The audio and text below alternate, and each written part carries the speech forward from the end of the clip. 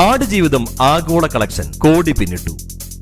ഈ വീഡിയോ നിങ്ങളുടെ മുന്നിലേക്ക് സമർപ്പിക്കുമ്പോൾ ചെറിയൊരു കാര്യം പറയുകയാണ്. മറ്റൊന്നുമല്ല, നമ്മുടെ ചാനൽ നിങ്ങൾ ഇതുവരെ സബ്സ്ക്രൈബ് ചെയ്യാതെയാണ് കാണുന്നെങ്കിൽ ദയവ് ചെയ്ത് ചാനൽ ഒന്ന് സബ്സ്ക്രൈബ് ചെയ്യുന്ന കാര്യം പരിഗണിക്കണം. കൂടാതെ നോട്ടിഫിക്കേഷനായി താഴെ കാണുന്ന ബെൽ ബട്ടൺ കൂടി അമർത്തണമെന്ന് പ്രത്യേകം താല്പര്യപ്പെടുകയാണ്. ആടുജീവിതം ആഗോള കളക്ഷൻ കോടി പിന്നിട്ടു. എത്ര കോടി? എല്ലാവരും ചോദിക്കുകയാണ് ആടുജീവിതത്തിന്റെ കളക്ഷൻ ഇപ്പോൾ എങ്ങനെയാണെന്ന്. ആടുജീവിതത്തിന് അസ്റ്റേബിൾ കളക്ഷൻ ഇപ്പോഴും ഉണ്ട് എന്നുള്ളതാണ് വാസ്തവം. കാരണം ഉണ്ണിമുകുന്ദൻ ചിത്രത്തിന് നേടിയെടുക്കുന്നതിനേക്കാൾ കൂടുതൽ കളക്ഷൻ ആടുജീവിതം ഇപ്പോൾ നേടിക്കൊണ്ടിരിക്കുകയാണ്. കാരണം ഇത് മൂന്നാമത്തെ വാരത്തിലേക്ക് കടന്ന സിനിമകളെന്ന് കൂടി ഓർക്കണം. പല തിയേറ്ററുകളിലും ചിത്രം എടുത്തുപോയെങ്കിലും പല തിയേറ്ററുകളിലും ചിത്രമുണ്ട്. ഇപ്പോഴും ചിത്രം കേരളത്തിൽ നിന്ന് അല്ലെങ്കിൽ ആഗോള തലത്തിലെ 2 കോടിക്കടുത്ത് കളക്ഷൻ നേടിക്കൊണ്ടിരിക്കുന്നുണ്ട് ഡെയിലി എന്നാണ് പറയപ്പെടുന്നത്. അങ്ങനെ നോക്കുമ്പോൾ ഇന്നേ ദിവസത്തെ കണക്ക് പ്രകാരം ചിത്രം 150 കോടി പിന്നിട്ട് കഴിഞ്ഞു എന്നുള്ള റിപ്പോർട്ടുകളാണ് പുറത്തു വരുന്നത്.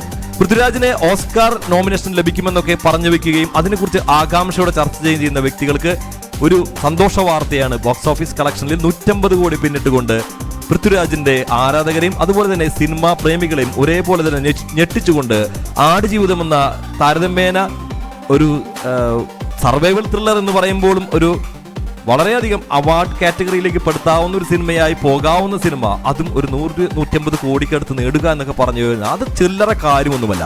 ആടുജീവിതം ആഗോളതലത്തിൽ 150 കോടി പിന്നിട്ട് എന്ന് പറയുമ്പോൾ അത് അത്ര നിസ്സാരമായിട്ട് കാണേണ്ടതുമല്ല. ബോക്സ് ഓഫീസ് കളക്ഷനിൽ ഇനിയും മുന്നോട്ട് പോകാൻ ചിത്രത്തിന് സാധിക്കുമെന്നാണ് കണക്ക് കൂട്ടുന്നത്. കാരണം ഇതൊരു വെക്കേഷൻ സീസണാണ്. മറ്റു ചിത്രങ്ങൾക്ക് ടിക്കറ്റ് ലഭിക്കാതെ വരുമ്പോൾ ഈ ചിത്രത്തിന് ആള് കയറുക എന്നുള്ള വസ്തുത കൂടി ഉണ്ട് എന്നുകൂടി പരിഗണിക്കുമ്പോൾ മറ്റു ചിത്രങ്ങൾ, അതായത് ആവേശവും വർഷങ്ങൾക്ക് ശേഷവും കാണാൻ സാധിക്കാതെ ടിക്കറ്റ് ലഭിക്കാതെ പോകുന്ന വ്യക്തികൾ കൂടി ഈ സിനിമ ഫസ്റ്റ് പ്രിഫറൻസ് വെക്കുകയാണ്. കാരണം ഈ സിനിമ ആളുകളെ അത്രത്തോളം ആകർഷിക്കുന്നുണ്ട്. കാരണം അതിന്റെ നോവൽ വായിക്കാത്തവരല്ല മലയാളികളിൽ ഭൂരിഭാഗവും. ആ ഒരു നോവലും വായനാശീലവുമുള്ള മലയാളികൾ എന്ത് തന്നെയായാലും ആടുജീവിതം കുടുംബസമേതം കാണാൻ പോകുമെന്ന കാര്യത്തിൽ സംശയമൊന്നും വേണ്ട. ചിത്രത്തിന് കുടുംബ പ്രേക്ഷകരുടെ വലിയ സ്വാധീനവും അതുപോലെ തന്നെ സപ്പോർട്ടും ഉണ്ട് എന്നുള്ളത് വലിയ രീതിയിൽ തന്നെ ഈ ചിത്രത്തിനെ നേട്ടമായിട്ട് ഭവിക്കുന്ന കാഴ്ചയാണ് കാണുന്നത്. ഉണ്ണിമുകുന്ദൻ ചിത്രത്തിന് നേടിയെടുക്കാമായിരുന്ന നേട്ടമാണിപ്പോൾ ആടുജീവിതം കൊണ്ടുപോകുന്നത് എന്ന് വേണം കരുതാൻ. കാരണം ഡെയിലി 2 കോടി എന്നൊക്കെ പറയുമ്പോൾ അത്ര നിസ്സാരമായിട്ട് കാണാൻ സാധിക്കില്ല.